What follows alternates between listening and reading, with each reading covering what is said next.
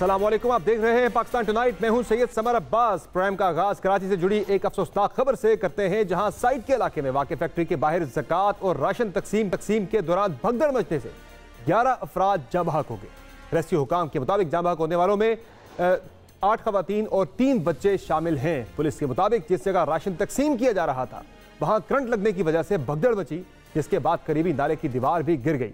Police का कहना है कि 15 जख्मियों को सिविल और आबासी शहीद अस्पताल में मुंतकिल किया गया है और 9 लाशों को आबासी शहीद अस्पताल में लाया गया है, जबकि 2 को सिविल अस्पताल में लाया गया है।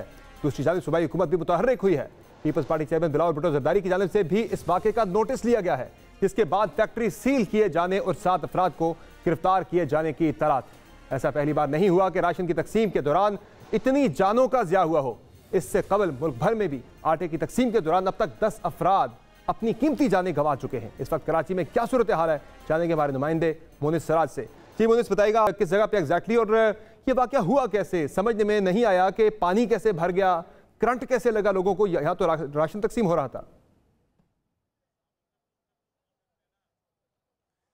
समर साहब बहुत शुक्रिया। असल में सूरत हाल ये इस तरह से कुछ रोनुमा हुई कि ये कराची का सनती इलाका है, साइट एरिया के नाम से मौसूम है। ये तमाम तर इलाका तमाम तर इंडस्ट्रीज़ हैं, मुख्तलिफ गारमेंट्स की टेक्सटाइल इंडस्ट्री है, डाइंग फैक्ट्रीज़ हैं, मुख्तलिफ नौइयत का सनती इलाका, सनती हब अगर हम इसे कहें तो गलत नहीं होगा। ये नौरस सुरंगी से और सीमेंट सुरंगी की जरिए जाने वाला जो शारा है उस पर लेफ़्ट साइड पर ये प्लॉट है, ये डाइंग फैक्ट्री है और SK डाइंग के नाम से जो है ये फैक्ट्री चलाई जा रही है। और आज शाम कुछ इस तरह की सूरत हाल यहाँ पर रोनुमा हुई कि तकरीबन 4:30 से 5 बजे के दरमियान का वक्त था कि यहाँ पर जो मुंतज़मीन है, जो यहाँ की इंतज़ामिया है फैक्ट्री की, वो 2000 रुपये फ़ी कस जो है वो ज़कात की मद में तकसीम कर रहे थे मुस्तहिकीन को। और ये पहली बार नहीं हुआ। पुलिस हुकाम कहते हैं, ज़िला इंतज़ामिया कहती है कि माजी में भी ये फैक्ट्री इंतज़ामिया इसी तर्ज पर मुस्तहिकीन में ज़कात की मद में जो है माह सियाम में इस तरह से रकम की तकसीम करती है। तो यही वजह है कि वो मुस्तहिकीन जो कि हर साल इनसे रकम लेते हैं वो आए और उन्होंने अपने वाकिफ़कारों को भी बताया। लेकिन जो सूरत हाल, जो बदनज़मी, जो अफरा तफरी, जो भगदड़ मची, उसके जो अवामिल हैं वो आपको कुछ इस तरह से समझ में आएंगे कि साथी कैमरामैन अब्दुल सबूर आपको दिखाएंगे कि ये जो मरकज़ी दरवाज़ा है, अब इस दरवाजे की चौड़ाई का आप अंदाज़ा कर लें कि पुलिस हुकाम कहते हैं कि बैक वक्त जो है वो 100 अफराद भी इस मकाम से दाखिल नहीं हो सकते। लेकिन यहाँ पर उस वक्त जो कैफियत थी तकरीबन 500 से 600 अफराद बताया जा रहा है एक अंदाजे के मुताबिक, और सिर्फ ख़वातीन हैं जिनको तलब किया गया था। और ये भी बात सामने आई है पुलिस हुकाम की इब्तिदाई तफ्तीश में कि हर साल जो ज़कात की मुस्तहिक़ ख़वातीन हैं उनको बुलाया जाता है और उनमें जो है वो रकम तकसीम की जाती है 2000 रुपये फ़ी कस के हिसाब से। जो तबाही के मनाज़िर हैं, जो ये पानी है, इस जी समर में उसी तरफ आ रहा था। ये पानी की जो कहानी है वो कुछ इस तरह की है कि पुलिस हुकाम कहते हैं कि जिस वक्त 500 से 600 अफराद का मजमा एक जम्मे गफ़ीर यहाँ मौजूद था और सब ने अंदर दाखिल होने की कोशिश की तो एक भगदड़ और अफरा तफरी की कैफियत हो गई। ये जो इमारत की दीवार आपको नज़र आ रही है, इसके बिल्कुल साथ एक नाला है, जो कि अमूमन आपने भी देखा होगा कि सनती इलाकों में अमूमन फैक्ट्रीज़ का जो फजला होता है और जो इस तरह का पानी होता है जो कि फैक्ट्रीज़ के ज़रिए इस्तेमाल होता है, वो गुजारने के लिए एक बरसाती नाला टाइप का जो है बनाया हुआ होता है। ये वही नाले का पानी है और ये जो पानी यहाँ पर जमा आपको नज़र आ रहा है, बताया जा रहा है कि जब 500 से 600 अफराद मौजूद थे और जब उनके दरमियान भगदड़ मची तो जो डाइंग फैक्ट्री के पाइप गुजर रहे थे उनमें से कुछ पाइप टूटे हैं, तो ये केमिकल शुदा जो पानी था ये यहाँ पर जमा हो गया, जिसकी वजह से और कुछ ये भी सूरत हाल हमारे इल्म में आई है कि उस वक्त जो सूरत हाल थी, भगदड़ इतनी ज़्यादा थी, लोग इतने ज़्यादा अफरा तफरी की कैफियत में थे कि कुछ लोग उन नाले के अंदर भी गिरे और उससे भी मुतासिर हुए। अब्बासी शहीद अस्पताल के डॉक्टर से हमारी बात हुई। साथी कैमरामैन अब्दुल सबूर आपको दिखाएंगे। आप देख सकते हैं इस वक्त जो मुतासिरा ख़वातीन थी उनकी जा बजा चप्पलें यहाँ पर पड़ी हुई हैं। जो मुतासिरीन हैं, मुस्तहिकीन हैं, उनका जा बजा हमें सामान बिखरा हुआ नज़र आ रहा है यहाँ पर, जो कि इस बात की निशानदेही कर रहा है कि यहाँ पर तकलीफ दे सूरत हाल थी, खासी अफसोसनाक सूरत हाल पैदा हो गई थी। ना ही पुलिस ना ही जिला इंतज़ामिया कोई नुमाइंदा हमें सूरत हाल के हवाले से, और बड़े ही अफसोसनाक मनाजिर हैं जो कि आपने देखे कि घर से निकले थे राशन के लिए, इमदादी रकम के लिए, लेकिन अब घर उनकी लाशें जाएंगी। बढ़ते हैं मुल्की सियासी और कानूनी सूरत हाल की तरफ। मुल्की सियासी और कानूनी तारीख में रवां हफ्ता इनकलाबी हफ्ते के तौर पर जाना जाएगा और अहम बात यह है कि यह इनकलाबी और ड्रामाई सूरत हाल अभी जारी रहने का इम्कान भी है। पंजाब और खैबर पख्तूनख्वा में इलेक्शन के अल्तवा से मुतल्लिक पीर से शुरू होने वाली सुप्रीम कोर्ट की समाअत में वो मोड़ आए जो शायद पाकिस्तान की सियासी और अदालती तारीख में इससे पहले नहीं आए थे। जजेस के इख्तलाफी नोट से लेकर एक नहीं दो बार अदालत उज़्मा के बेंचेस टूटने के वाक़यात और यह हैरान कुन सूरत हाल बज़ाहिर यह तासुर दे रही है कि सुप्रीम कोर्ट के जजेस एक दूसरे के आमने सामने आ खड़े हैं। गुज़िश्ता रोज़ तक जो बेंच 5 रुकनी जजेस पर मुश्तमिल था वो जस्टिस अमीनुद्दीन की जानिब से माजरत के बाद 4 रुकनी बेंच पर मौकूफ हो गया। तहम आज सुबह एक बार फिर इस 4 रुकनी बेंच से भी एक और जज जस्टिस कादिर मंदोखेल ने भी इस बेंच का हिस्सा बनने से माजरत कर ली और यूं 5 रुकनी बेंच 3 रुकनी बेंच पर महदूद हो गया। आज समाअत का आगाज हुआ तो अटॉर्नी जनरल मंसूर उस्मान ऐवान ने दलाइल देना चाहे तो चीफ जस्टिस ने कहा कि पहले जस्टिस जमाल मंदोखेल कुछ कहना चाहते हैं। इस मौका पर जस्टिस जमाल मंदोखेल ने केस सुनने से माजरत कर ली। उनके बकौल जस्टिस अमीनुद्दीन के फैसले के बाद हुक्मनामे का इंतजार था। अदालती हुक्मनामा कल घर में मौसूल हुआ। हुक्मनामे पर अलग से नोट तहरीर किया। जस्टिस जमाल मंदोखेल ने इख्तलाफी नोट में लिखा कि बेंच का मेंबर था, फैसला तहरीर करते वक्त मुशावरत नहीं की गई, समझता हूं कि बेंच में मिसफिट हूं। दुआ है इस केस में जो भी हो बेंच हो ऐसा फैसला आए जो सबको कबूल हो। अल्लाह हमारे इदारे पर रहम करे। हुक्मनामा खुली अदालत में नहीं लिखवाया गया। जस्टिस फाइज ईसा के फैसले का खुली अदालत में जायजा लिया जाए। इस दौरान चीफ जस्टिस ने जस्टिस जमाल मंदोखेल को बात करने से रोक दिया। जस्टिस जमाल मंदोखेल का कहना था कि मैं कल भी कुछ कहना चाह रहा था, शायद फैसला लिखवाते वक्त मुझसे मशवरे की जरूरत नहीं थी, मुझे मशवरे के काबिल नहीं समझा गया।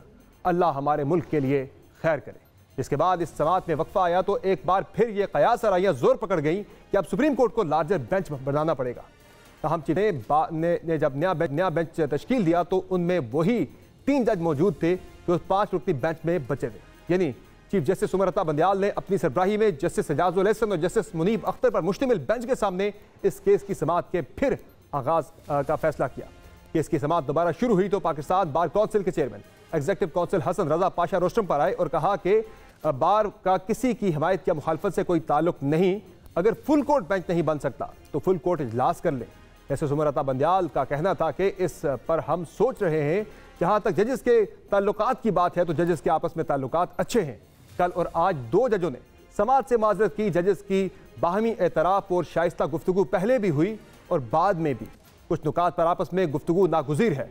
कुछ सियासी मामलात आमने सामने आए जिस पर मीडिया और प्रेस कॉन्फ्रेंसेस से तड़का डाला गया। अदालत ने सारे मामले पर तहम्मुल का मुजाहरा किया। जो कुछ लोग चंद जजेस पर तनकीद कर रहे हैं और कुछ दूसरे जजेस पर हम इस मामले को भी देखेंगे।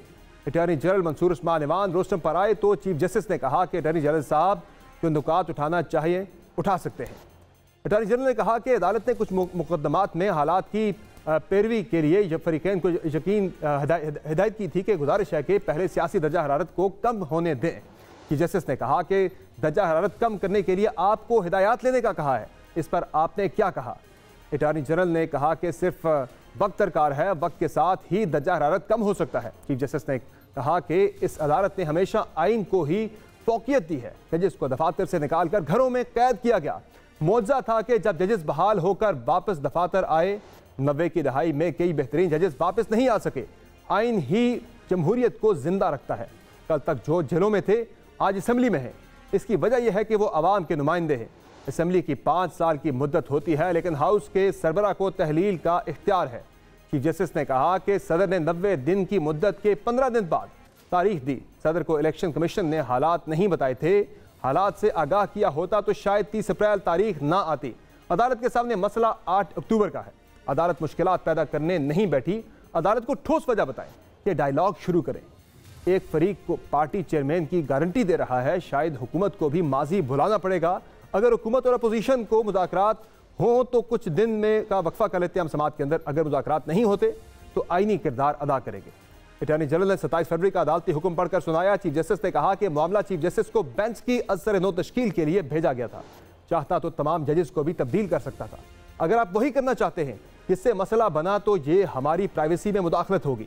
अटॉर्नी जनरल की जानिब से एक बार फिर फुल कोर्ट बनाने की सदा पर चीफ जस्टिस ने कहा कि फुल कोर्ट का मामला जहन में था।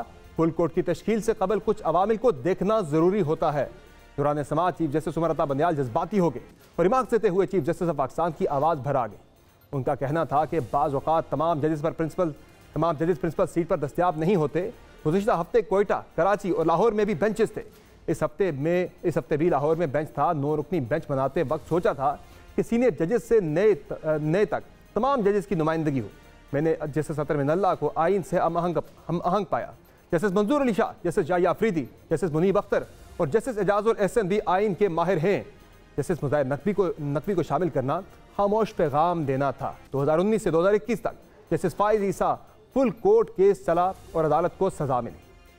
बाद अज़ां सुप्रीम कोर्ट ने अटॉर्नी जनरल की जानिब से फुल कोर्ट बनाने की सजा मुस्तरद करते हुए केस की समाअत पीर 11:30 बजे तक मुलतवी कर दी। एक तरफ सियासी मामले पर सुप्रीम कोर्ट की अदालत लगी हुई है तो दूसरी जानिब अदालत के बाहर भी एक और अदालत लगी हुई है। इसमें सियासी फरीकैन न सिर्फ एक दूसरे पर भरपूर सियासी वार कर रहे हैं, वहाँ कुछ हद तक अदालत पर दबाव डालने या अदालती इख्तियारात में तजावुज़ का तासुर भी दे रहे हैं। एक तरफ PTI है जो कम अज़ कम गुज़िश्ता 2 रोज़ से फुल कोर्ट या किसी भी रुकनी बेंच को तस्लीम करने को तैयार है, तो दूसरी जानिब मुस्लिम लीग नून है जो किसी सूरत भी फुल कोर्ट बेंच से कम पर राजी नहीं। मुस्लिम लीग नून और हुकूमत की जानिब से तो बज़ाहिर सुप्रीम कोर्ट के चीफ जस्टिस और उनकी जानिब से बनाए गए मखसूस बेंचेस को मानना मुमकिन ही नहीं दिख रहा, बल्कि इन बेंचेस की जानिब से आने वाले मुमकिन फैसले को भी तस्लीम ना किए जाने का ऐलान किया जा चुका है। चीफ ऑर्गेनाइजर मरियम नवाज ने अपनी ट्वीट में कहा है कि जिसके अपने बरादर जजेस उस पर अदम एतमाद कर दे, सवालात उठाए, उसके दिए गए फैसलों की ना कोई कानूनी हैसियत है ना इखलाकी। पार्टी के तर्जुमान मरियम और उज़ैब के बकौल अगर तराजू के पलड़े पर ना हुए तो ये फैसला कोई नहीं मानेगा। अगर इस 3 बेंच ने इस फैसले का आज फुल कोर्ट बनाने की बजाय फैसला किया तो इसको कौन मानेगा? ये भी एक सर्कुलर के जरिए कलअदम करार दे दिया जाएगा। ये जो तराजू के पलड़े हैं ये बराबर नजर आने चाहिए। पाकिस्तान की अवाम ये देख रही है कि ये क्या हो रहा है।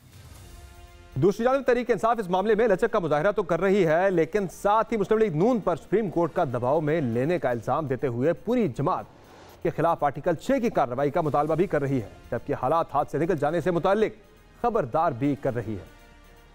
पाकिस्तान जो इस वक्त सियासी तौर के ऊपर, मुआशी तौर के ऊपर और समाजी तौर के ऊपर एक मुकम्मल कोलैप्स कर चुका है, जैसा कि हुकूमत ने बताया है सुप्रीम कोर्ट को। इसके बाद हमें एक बहुत बड़ा लॉ एंड ऑर्डर की सिचुएशन की तरफ हम चले जाएंगे और मुझे नहीं लगता इस वक्त किसी भी इदारे में इतनी जान है कि अगर हम एक खाना जंगी में, फॉर्मल खाना जंगी में या लॉ एंड ऑर्डर में चले गए तो वो हमें कोई बचा पाएंगे। इस मामले में बजाय तहरीक इंसाफ का मयार भी दोहरा दिख रहा है। एक तरफ खाना जंगी की धमकी दी जा रही है तो दूसरी जानिब सुप्रीम कोर्ट को सियासी दर्जा हरारत कम करने और पुरअमन रहने की यकीन दहानियां करवाई जा रही है। आज पाकिस्तान तहरीक इंसाफ ने सुप्रीम कोर्ट में एक तहरीरी यकीन दहानी जमा कराई है, जिसमें कहा गया है कि जमहूरियत की बका के लिए अदालत को यकीन दहानी करा रहे हैं कि पाकिस्तान तहरीक इंसाफ पुरअमन रहेगी। अगर इंतखाबात में कोई करप्ट प्रैक्टिस ना हो तो पाकिस्तान तहरीक इंसाफ पुरअमन रहेगी। PTI के बकौल सिर्फ उन जगहों पर जलसे और रैलियां होंगी जहां सिक्योरिटी की यकीन दहानी और इजाजत होगी। तहरीक इंसाफ की यकीन दहानी के बाद तो कि अगली समाअत में सुप्रीम कोर्ट ने सेक्रेटरी दिफा और सेक्रेटरी खजाना को भी तलब किया है, लेकिन इस मुताल्लिक हुकूमत का नुक्ता नजर बड़ा वाज़ेह है, जिसके बकौल वो तहरीक इंसाफ की किसी यकीन दहानी नहीं मानते, जबकि सुप्रीम कोर्ट में भी वो यही रिपोर्ट जमा की जाएगी जो पहले ही वजारत दफा इलेक्शन कमीशन में जमा करा चुकी है। जब से वो सियासत में आए हैं, एक बात बता दें जिसके ऊपर खड़े रहे हैं, इतना बेतबारा शख्स है। आप चाहते हैं कि हम सारा पॉलिटिकल कैपिटल जो है उसको उसकी अंडरटेकिंग के ऊपर लगा दें? It will not happen that, absolutely not. वजारत दफा के जो अदारे हैं उन्होंने जो मुझे एडवाइस किया था मैंने तो वो लिख के दे दिया हुआ है। How can I go back on that? मेरे जो जिन लोगों ने मुझे एडवाइस किया था, आई गो बाय देयर एडवाइस। इस तमाम गैर यकीनी और हैजानी सियासी सूरत हाल में बार बार मुज़ाकरात की बातें भी की जा रही हैं। कहा जा रहा है कि पाकिस्तान तहरीक इंसाफ और हुकूमत दोनों की जानिब से मुज़ाकरात करने में लचक भी दिखाई जा रही है और उम्मीद का इजहार भी किया जा रहा है। ताहम ताहाल पहल करना किसी के बस का काम नजर नहीं आ रहा है। ऐसा कब तक चलेगा और क्या सुप्रीम कोर्ट मुतनाज़े हुए बगैर मुल्क को इस सियासी और आईनी बहरान से निकाल पाएगी? तफसीली गुफ्तगू करेंगे। हमें ज्वाइन किया वज़ीर-ए-आज़म के मुआविन ख़ुसूसी अता तारड़ ने, जबकि अगले सेगमेंट में हम बात करेंगे पाकिस्तान तहरीक इंसाफ के रहनुमा अली मोहम्मद खान साहब से। अता तारड़ साहब, ये बताएं कि मौजूदा जो इस वक्त सुप्रीम कोर्ट के अंदर सूरत हाल बन चुकी है कि अब 3 रुकनी बेंच जो है वो समाअत कर रहा है, जैसे जमाल मंदोखेल की तरफ से भी आज केस सुनने से माजरत कर ली गई। आप फुल कोर्ट मांग रहे हैं, लेकिन अगर ये 3 रुकनी बेंच ही फैसला सुनाता है तो क्या हुकूमत इस फैसले को मानेगी, इस पर अमल दरामद करेगी? बहुत शुक्रिया समर साहब। देखिए बात बड़ी सीधी है कि जब आईनी तशरीह का मामला हो और वो मामला मुतनाज़ा हो चुका हो, जिसमें पहले 4-3 का फ़ैसला एक आ गया और मंसूर अली शाह साहब ने उसको 4-3 का फ़ैसला डिक्लेयर कर दिया, तो उसके बाद तो गुंजाइश नहीं बनती थी इस केस को सुने जाने की। और उसके बाद आपने देखा कि जो काजी फाजीसा साहब का ऑर्डर आया बेंचेस की फॉर्मेशन के ऊपर, पार्लियामान का इजलास हुआ, हमने उसमें भी मुतालबा रखा और लेजिस्लेशन भी पास की। अब इन सारे मामलात के होते हुए जब जस्टिस अमीनुद्दीन ने रिक्यूज़ किया, जब जस्टिस जमाल खान मंदोखेल ने रिक्यूज़ किया, तो ये तासर उभर के सामने आया है कि एक डिवाइडेड सुप्रीम कोर्ट है और सुप्रीम कोर्ट के अंदर शदीद इख्तलाफ राय पाया जाता है केसेस की हैंडलिंग के ऊपर, बेंचेस की फॉर्मेशन के ऊपर और केसेस को सुने जाने के ऊपर। अब जब पूरी कौम भी तकसीम है, पॉलिटिकल पार्टीज भी डिवाइडेड हैं, सोसाइटी में बहुत पोलराइजेशन है, तो फिर ये सुप्रीम कोर्ट का डिवाइडेड होना ये सारे अमल के लिए, मुल्क में जमहूरियत के लिए बहुत नुकसानदेह है, क्योंकि आइन का तहफ़्फ़ुज़ या पार्लियामान जो इसकी खालिक है उसने करना है या सुप्रीम कोर्ट ने करना है। सही। और हमारे बड़े शदीद तहफ़्फ़ुज़ात हैं कि हम तो ये समझते हैं कि चीफ जस्टिस को फुल कोर्ट मीटिंग बुलानी चाहिए। पहले अपनी मीटिंग बुलाएं, अपना हाउस इन ऑर्डर करें, जो अंदरूनी तौर पे इख्तलाफात पाए जाते हैं उनको दूर करें, उसके बाद नया बेंच बनाएं और वो नया बेंच जो है वो कसरत राय से बनाया जाए और वहाँ पे बाकायदा एक डिबेट की जाए। क्योंकि देखिए, कानून की नज़रों में, रूल्स के मुताबिक chief justice is one amongst equals.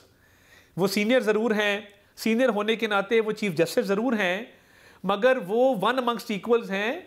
वो जिस तरह GHQ या बाकी इदारों में होता है कि एक सरबराह है, उनको सरबराह की हैसियत हासिल नहीं है।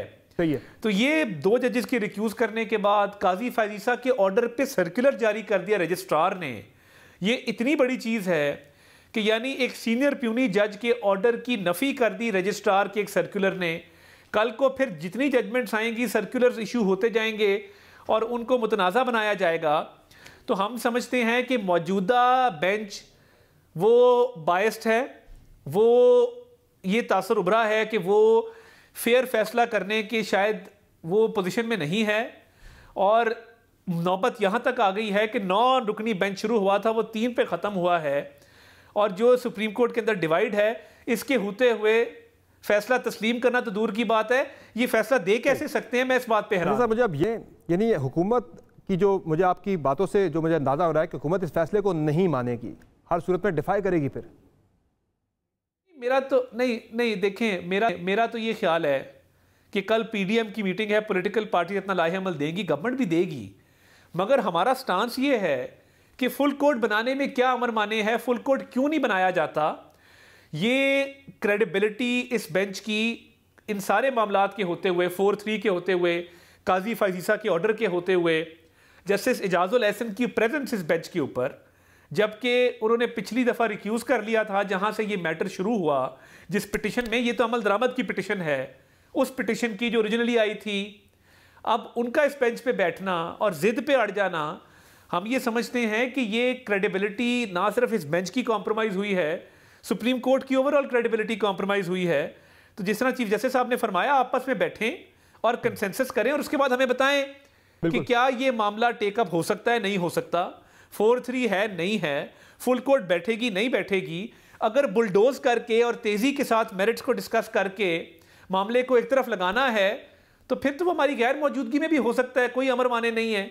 मगर हैविंग सेड दैट, PDM का इजलास होगा, हमारे शदीद तहफ़्फ़ुज़ात हैं कि ये अदल इंसाफ का निज़ाम मुल्क में बैठ जाएगा अगर ये डिवीजन कंटिन्यू रही। और ये सुप्रीम कोर्ट की साख को, क्रेडिबिलिटी को बरकरार रखना, ये जिम्मेदारी है चीफ जस्टिस साहब की। तो ये फैसला तो अगर एक तरफा होगा तो मुझे नजर नहीं आता कि ये आगे कैसे मामला चलेंगे, ये बड़ा कंट्रोवर्शियल हो जाएगा मामला। सुप्रीम कोर्ट ने तो ये कहा है कि मिलकर बैठें, बात करें आपस में। तहरीक इंसाफ ने तो तहरीर यकीन दहानी करा दी इमरान खान के बिहाफ पर। क्या आप भी बैठने को तैयार हैं? आपसे भी जवाब मांगा गया है, क्या आप भी बैठेंगे तहरीक इंसाफ के साथ, बातचीत होगी, मिल के हल निकाल सकते हैं आप इस मसले का? देखिए, बातचीत का माहौल पैदा करना, ये ऑब्वियसली सुप्रीम कोर्ट अगर कहेगा तो मिल बैठने में हमें बिल्कुल इस पे सोचना होगा, मगर मैच्योरिटी दिखानी होगी ना। दूसरी तरफ से जो होता रहा है, माजी में भी मिसाके मईशत का क्या हाल किया था, चोर चोर डाकू डाकू की गर्दान थी, आज भी गालम गलोच की सियासत को फ़रोग दिया जाता है। बैक वक्त इंतखाबात मुल्क में कराने के लिए मुशावरत होनी चाहिए, हो भी सकती है, मगर पहले सुप्रीम कोर्ट अपना हाउस इन ऑर्डर करे, पहले अपनी तकसीम ख़त्म करे, पहले अपने अंदर उठने वाले तनाज़े को ख़त्म करें। उसको ब्रश अंडर द कारपेट करने से कुछ नहीं होगा कि आप एक मामले को कहें नहीं कुछ नहीं है, हम आपस में मिल जाएंगे, हम बैठ जाएंगे, हमारा कोई मसला नहीं है, आप अपनी बात करें। ऐसे नहीं होगा। वन मैन शो जो है वो तबाही का बायस बना है। तो आप बैठे मशावरत करें, अपना हाउस एंड ऑर्डर करें, हमें जो कहेंगे हम करेंगे, मगर ये नहीं हो सकता कि आप अपने मर्जी के लोग बिठाएं, बाकी जजों को नाराज करें, एक तरफा फैसले सुनाएं और हमारे से तवक्को रखें कि हम उन पर अमल दरामद करें। फैसला यह है कि आप एक दिन इंतखाबात की बात कर रहे हैं, लेकिन उसके लिए आपको थोड़ा सा पीछे आना पड़ेगा। ऐसा भी कभी नहीं होगा कि एक दिन जो इंतखाबात की बात है वो अक्टूबर में ही जाके हो। पाकिस्तान तहरीक इंसाफ की कुर्बानी आपको भी देनी पड़ेगी, एक दो माह आपको भी पीछे आना पड़ेगा। देखिए, इस पे बिल्कुल इस पे पार्टी के अंदर कुछ सीनियर्स की राय ये है कि बैक वक्त इंतखाबात कराने के लिए कुछ वो आगे करे, कुछ हम पीछे आए। ये मामला ऑब्वियसली टेबल टॉक के जरिए हल हो सकता है, मगर शर्त वही है कि चीफ जस्टिस साहब को इसमें पहले सुप्रीम कोर्ट का हाउस एंड ऑर्डर करके ये कानूनी पेचीदगियां, ये जो आईनी बुरहान है, इसको हल करना पड़ेगा। फिर जाके कोई उनकी बात सुनेगा ना। अगर वो एक जिद पे रहेंगे और अपने साथ मखसूस जजेस को बिठाएंगे, बाकियों को नाराज करेंगे, रोज एक नया तनाजा खड़ा होगा, तो फिर सुप्रीम कोर्ट की क्या क्रेडिबिलिटी होगी और हम क्यों कर उनकी बात मानेंगे। तो ये फुल कोर्ट बनेगा तो आप तहरीक इंसाफ के साथ बातचीत करेंगे, मुज़ाकरात करेंगे, वरना नहीं करेंगे? सर, बातचीत के लिए भी राजी हैं, फुल बेंच बनाएं और फैसले को भी तस्लीम करने को तैयार है, अमल दरामद कराने को भी तैयार है, मगर इस तरह मामला नहीं चलेगा कि आप हर चीज़ ब्रश अंडर द कारपेट कर दें और मनमानी करें, मनमर्जी करें और रूल्स और आइन और कानून और फैसलों के ऊपर सर्कुलर्स जारी करवा के तो वन मैन शो चलाएं। ये काबिल कबूल नहीं होगा। लेकिन ये अजीब बात नहीं है अता ताड़ साहब के पहले तो कहा गया था कि अक्टूबर तक हालात ठीक नहीं है, अक्टूबर की इलेक्शन कमीशन ने तारीख भी दे दी, तो अब कैसे जब आप कह रहे हैं 2 महीने आप भी पीछे आने को तैयार हो जाएंगे इंतखाबात के लिए, तब इंतखाबात हो जाएंगे, तब हालात भी ठीक हो जाएंगे, तब वजारत दफा सिक्योरिटी भी दे देगी, तब वजारत खजाना पैसे भी दे देगी, ये कैसे मुमकिन होगा? 2 महीने पहले अगर आप हो इंतखाबात तो फिर हालात ठीक हो जाएंगे, आप माने तो फिर होंगे। देखिए मैंने क्या कहा, मैंने ये अर्ज की कि बातचीत हो सकती है बैक वक्त इंतखाबात कराने के लिए कि वो कब होंगे। अब उसकी डेट कब होती है आगे पीछे करके, वो तो फिर जब ये मामलात आगे चलेंगे तो ये तय हो सकता है, मगर मेरी कंटेंशन ये है कि वो तब बात होगी जब ये मामलात सारे ठीक होंगे। मैं बिल्कुल ये नहीं कह रहा कि जी वो कोई अगस्त में हो जाएंगे या जुलाई में हो जाएंगे या सितंबर में हो जाएंगे।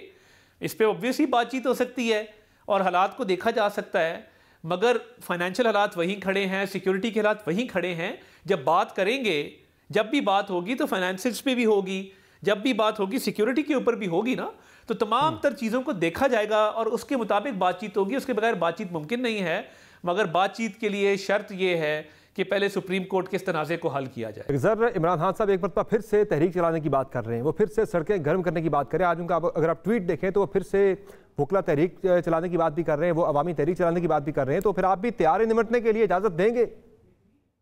नहीं देखिए, बात यह है, अभी जो मरीम नवाज शरीफ साहबा का जलसा हुआ और जो इमरान खान साहब का जलसा हुआ, कंपैरिजन करके देख लें, the picture speaks for itself. दिन दहाड़े, दिन की रोशनी में, खुडिया जैसे शहर में इतना बड़ा मजमा था।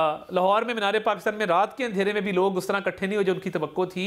और जो लाहौर में वकला का इजलास बुलाया गया, अफसोस के साथ कहता हूँ कि पहले वकला का जो लॉयर्स प्रोटेक्शन बिल है, वेलफेयर बिल है, उसको सेनेट में इन्होंने अपोज किया। वकला के हकूक़ पे इन्होंने जो है वो कदगन लगाने की कोशिश की। और जो लाहौर में इन्होंने वकला तहरीक के आगाज़ के लिए इजलास बुलाया था, उसमें कोई नामवर, कोई नामी ग्रामी लीडर नहीं आ सका। हामिद खान साहब तक ने इस बिल की सपोर्ट कर दी है बेंचेस की फॉर्मेशन पे जो 3 रुकनी कमेटी बनेगी। तो मैं तो ये समझता हूँ कि ये बिल्कुल वकला तहरीक में नाकाम रहे हैं। मेजॉरिटी ऑफ बार जो है वो जमहूरियत के साथ खड़ी हैं, वो आइन के साथ खड़ी हैं, वो इस तनाज़े को हल करना चाहती हैं। आज भी सुप्रीम कोर्ट में आपने देखा कि पाकिस्तान बार काउंसिल के चेयरमैन ने वहाँ पे बात की, खुल के बात की और कहा कि ये तनाज़ा हल होना चाहिए। तमाम bar Islamabad high court, Islamabad bar council वो मौजूद थे वहाँ पे। तो अभी तक इनकी लॉयर्स मूवमेंट मुझे चलती नज़र नहीं आती। अलबत्ता मुस्लिम लीग नून अगले हफ्ते में लॉयर्स की एक्टिविटीज़ करेगी, आपको करती नज़र आएगी, जिसमें वज़ीर आज़म साहब भी और मरीम नवाज शरीफ साहबा भी शरीक होंगे। वैसे आपकी तहरीक का मुझे मतलब या मकसद समझ नहीं आएगा। आप हुकूमत में हैं, फवाद चौधरी साहब आज ये कह रहे थे कि अगर उनकी तहरीक चली तो लॉ एंड ऑर्डर के हालात पैदा हो जाएंगे, इदारे भी नहीं संभाल सकेंगे। तहरीक चल पड़ी अगर तो वाक़तन कैसे कंट्रोल करेंगे इसे?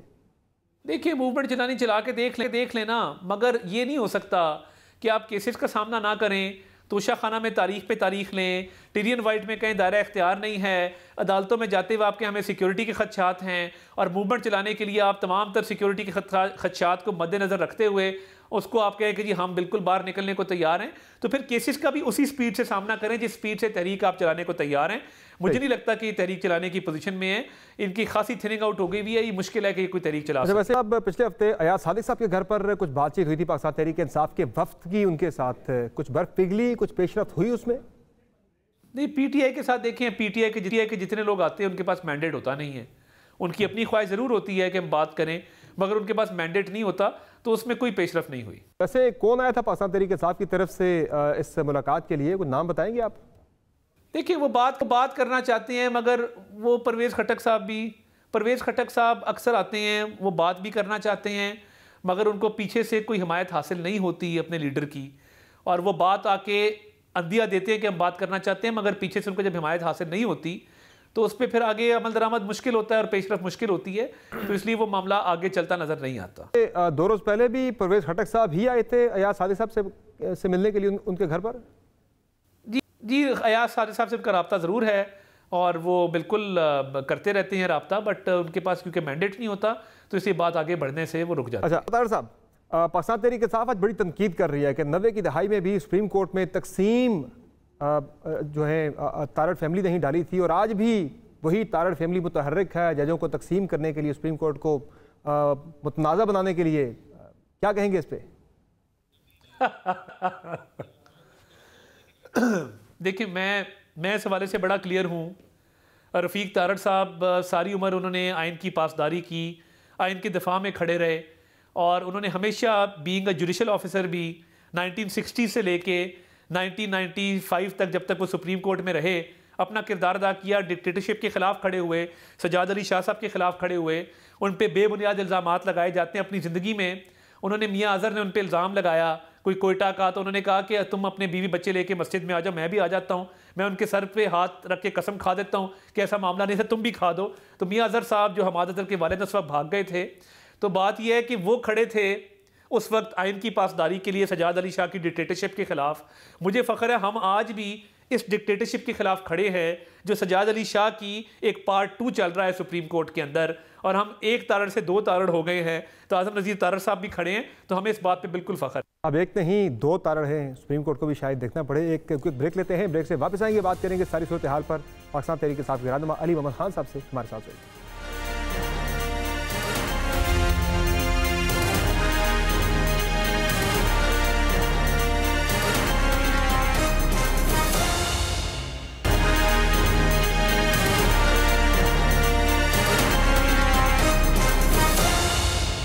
वेलकम बैक नाज़रीन। कुछ देर पहले मियां नवाज शरीफ साहब लंदन में गुफ्तगू कर रहे थे मीडिया से, जिनका ये कहना है कि कौम खड़ी हो जाए उसके साथ घिनौना मजाक किया गया है।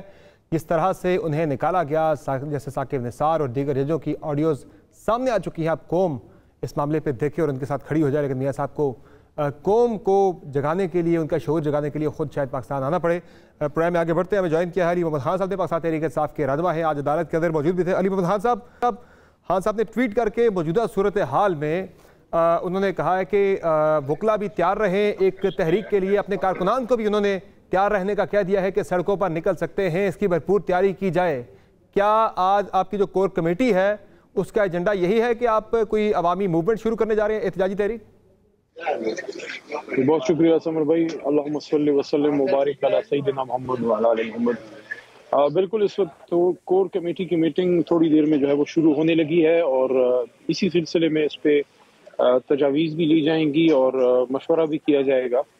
और बिल्कुल आपकी जो बात है कि खान साहब ने इसका इंदिया दिया है कि स्ट्रीट मूवमेंट या एहतजाज या एक पॉलिटिकल एक स्ट्रगल के ज़रिए बात को अब आगे मज़ीद बढ़ाया। ज़ाहिर है हम तकरीबन 1 साल से रोड्स पे ही हैं, जलसे हैं, जुलूस हैं, एहतजाज है, लेकिन अब इसको एक मंतकी अंजाम तक अब जो हमारी पीसफुल स्ट्रगल रही है इसको लेके जाना है। और उसी सिलसिले में जो सुप्रीम कोर्ट की प्रोसीडिंग है आज जो खत्म हुई, जो पीर के दिन दोबारा शुरू होनी है, वो भी अब अपने मंतकी अंजाम की तरफ पहुंच रही है। और उसका सिंपल सा रिजल्ट इंशाल्लाह निकलना वही है कि आईन के मुताबिक इलेक्शन हो।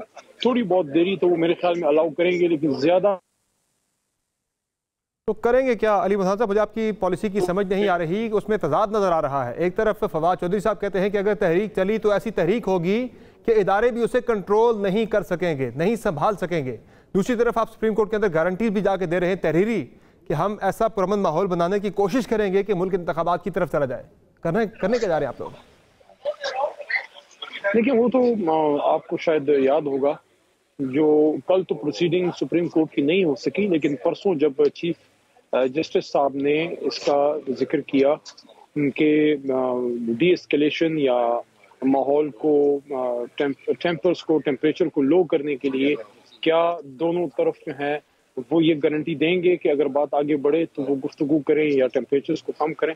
तो हमारी तरफ से तो मौके पे अली जफर साहब भी मौजूद थे जो हमारे वकील हैं, और हमारे जनरल सेक्रेटरी असद उमर साहब भी, और फिर शाह महमूद कुरैशी साहब भी आए हुए थे। तो ये एक अश्योरेंस हमारी तरफ से तो है, हुकूमत की तरफ से अभी वो अश्योरेंस नहीं है। हालांकि इस तरह के हालात में हुकूमत की जिम्मेदारी ज्यादा बनती है। नॉर्मली हुकूमत मामला को ठंडा करती है, लेकिन ये हुकूमत ऐसी है जो कि अपनी लेकिन अली बुरहान साहब, आज अगर हम बात करें, ज़ाहिर है आपको मुल्क में इलेक्शन चाहिए क्योंकि इस वक्त आप मकबूल हैं, लेकिन आपकी मकबूलियत किस काम की अगर आप इलेक्शन की तरफ जा ही ना सकें, अपने हतमी गोल तक आप पहुँच ना सकें? ज़ाहिर है इस वक्त जो हालात बने हुए मुल्क के अंदर, आप अपने हतमी से कोसों दूर हैं, यानी इंतखाबात से आप काफ़ी दूर हैं। वो इंतखाबात अगर नहीं होते तो आपकी मकबूलियत किस काम की? तो आपको फिर लगता है कि जो आपने अग्रेसिव एक पोस्टरिंग जारी रखी हुई है उसका आपको फ़ायदा नहीं हो रहा, वो समरात नहीं दे रही, आप अपने हतमी गोल तक नहीं पहुँच पा रहे। असम्बलियाँ तहलील करने का जो फैसला था आपका, वो भी अब लग रहा है कि शायद जल्दबाजी में आपने गलत फैसला कर दिया है।